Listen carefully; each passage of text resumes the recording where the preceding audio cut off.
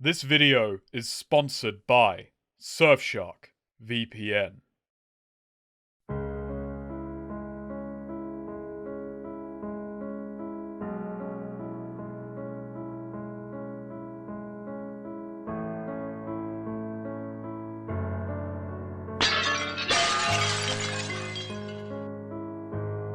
When French philosopher Jean Faust was asked, "Is death merely waking up from this absurdist dream we call life?"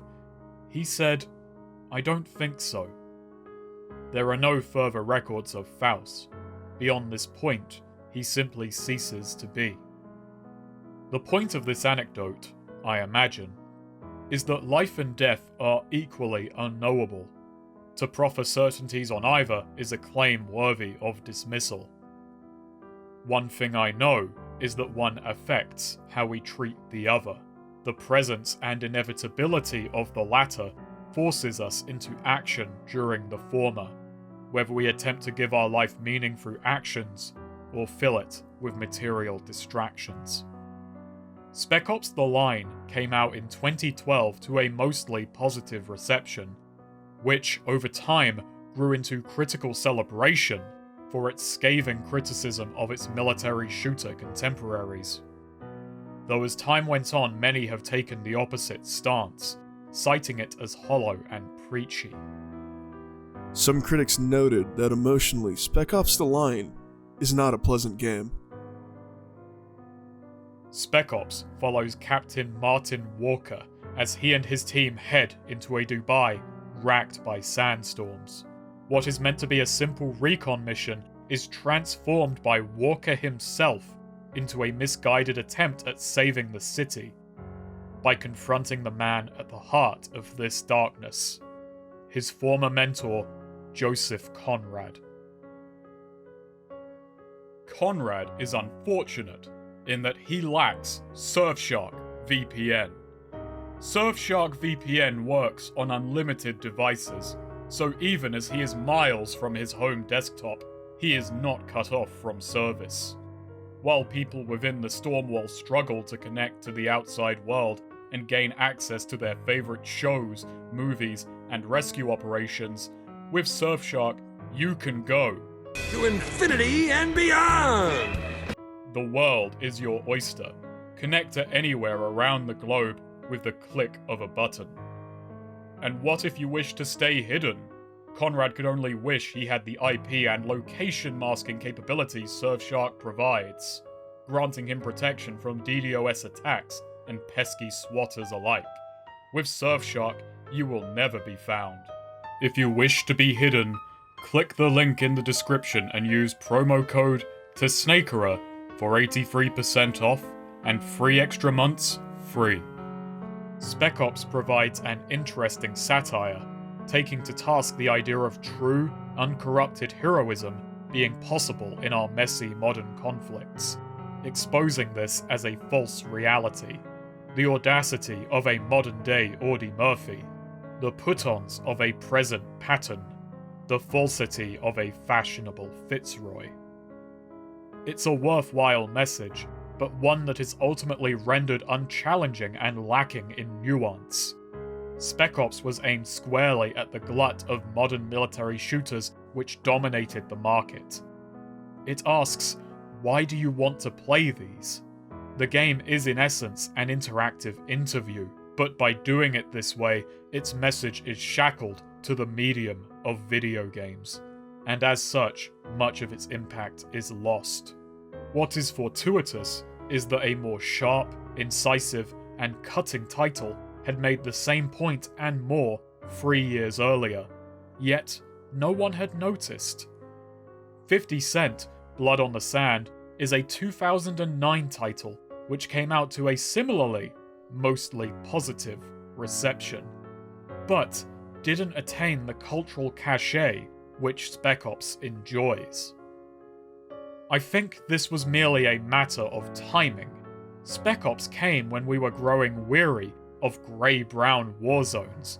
We were ready to question why we had spent so many years trudging through Blood on the Sand.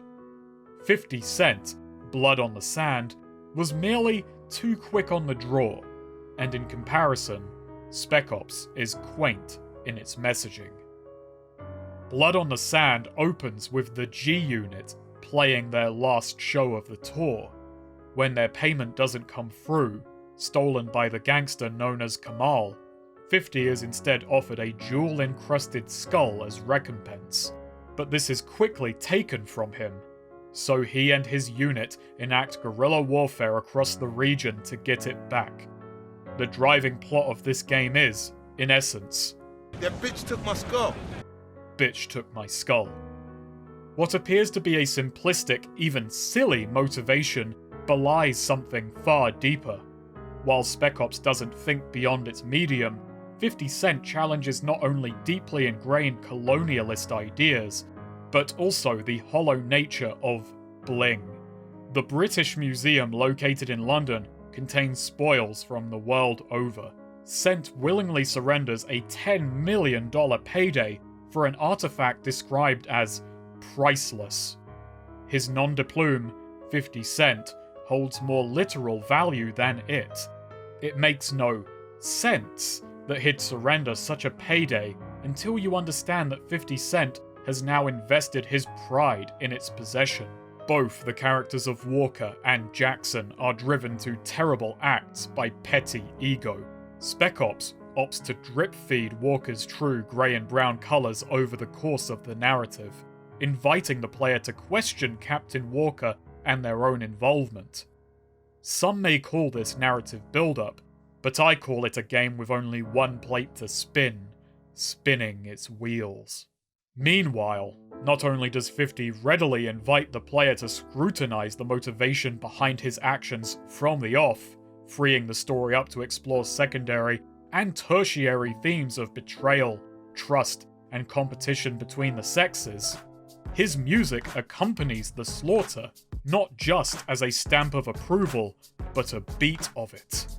These become almost masturbatory beats, a celebration of Curtis's own hubris, as 50 Cent sacrifices his image to represent the collective greed of Western culture. While Spec Ops has to project our guilt back onto us, you will never realize your own guilt within Blood on the Sand itself. Why is this? Both games see you cut a bloody path through the Middle East, destroying vital infrastructure and ending countless lives. A common refrain when defending the line is that it is not meant to be fun, that it uses tedious gameplay as a thematic and ludic bulwark for its narrative thesis. Why are you playing these shooters? But in making it purposefully banal, it fails to grasp the very query which it deigns to inquire. If I were to take a football off the field in a cunning bid to question the point of gridiron, I would have made a pig's ear of a pig's skin. Spec Ops needs the player to question oneself so that it too is not questioned. Blood on the Sand, meanwhile, is enjoyable throughout. It knows that it is allowed to understand the appeal of that which it sets out to dissect, even leverage it, using the hyper-reality of video games ingeniously to both bolster and disguise its commentary under a layer of repeated encouragement. The player is at every turn rewarded for their killing, encouraged to chain murders together, to slaughter in extravagant fashion, and to taunt their dying foes. Die!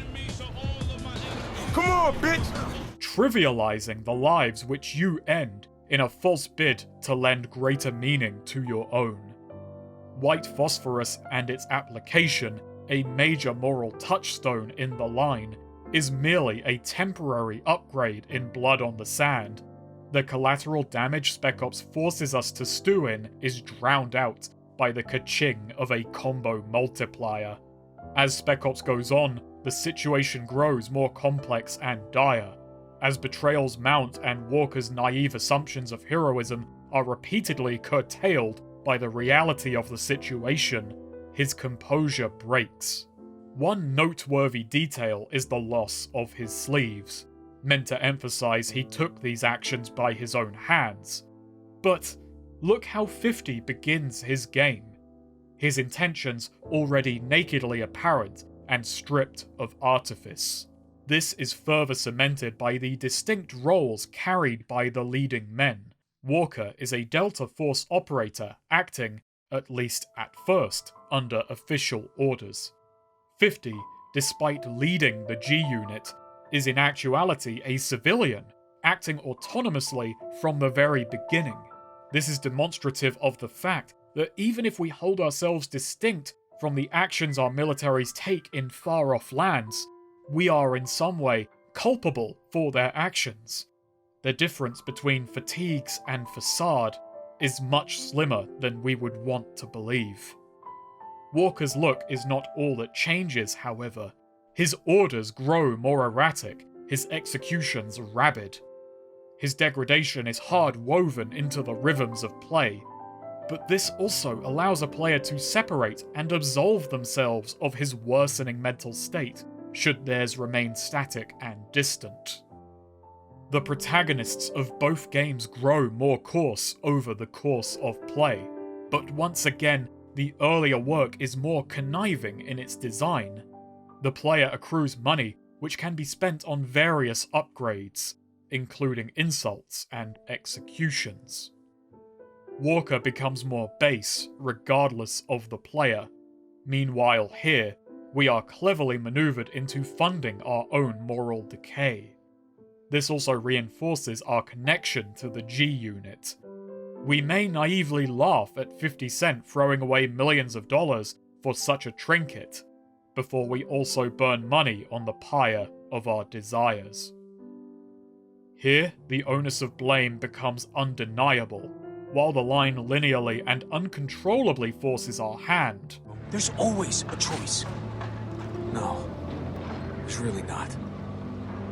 The better we are at blood on the sand, the worse we become. It's the difference between a huckster and a world-class magician. It is in this we also see the deftness with how each game handles their themes. Spec Ops deals with ego and violence only in the abstract, through the words and actions of its principal cast. BOTS uses the symbology of money and the skull itself to solidify these intangible ideas, and in doing so, take on greater meaning. Spec Ops is also trounced in the use of mise-en-scène. Early in the G Unit's misadventure, they battle their way through numerous malls, a symbol of first world consumerism, dare I say, capitalism. The theme of money is threaded into the scenery, and a way to bring the action home for a primarily Western player base. Spec Ops combat zones tend to be mile-high skyscrapers, opulent hotels, beautiful aquariums, and overly large leisure centers. In such extravagant spaces, the game loses focus, and demeans the grit with which it attempts to consort itself. And it's as we come to their respective finales that the final connection is drawn. The reveal that who they had been hunting had long since died. The spectre of Conrad confronts Walker with the truth of our guilt, and the player is asked whether they can be forgiven for what they allowed to happen, with a majority of the endings resulting in punishment. And in the only one where Walker may return home, it is made clear that his sins will weigh him down. 50 instead realizes, yet plays off the wastefulness of his actions. Ugly bitches. Let's go home. The player is offered no choice, but in this case, less is more. When considered, this ending is far bleaker than anything Jaeger could muster. Nothing is learned, everyone is hurt. The only people unaffected by the atrocities committed are the perpetrators, who also happen to be the victor, who can easily put the people hurt in the rearview mirror and go back to their lives. The blood is not on the sands, but staining their hands. Easily ignored, covered by a glove of money and power.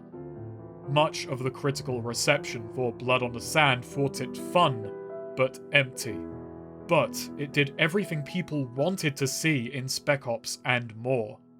I see so many calls for this kind of subtle, ludic storytelling in games, but this is what happens when it is truly given to us. We fail to notice it. This video has spoken a great deal about guilt, but this is the guilt we as players should carry for our own inability to properly appraise what is right in front of us, and to falsely praise antagonism as perception. Thank you to Surfshark VPN for sponsoring this video. Click the link in the description and enter promo code Tehsnakerer for 83% off and 3 extra months for free.